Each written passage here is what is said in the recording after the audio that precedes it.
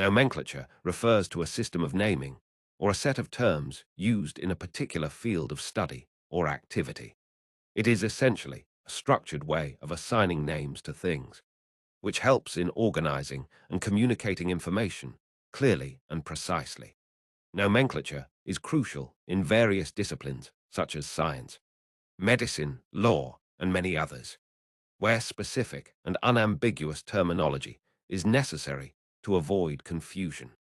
For example, in biology, nomenclature refers to the system of naming organisms, such as the binomial nomenclature introduced by Carl Linnaeus, which gives each species a two-part Latin name.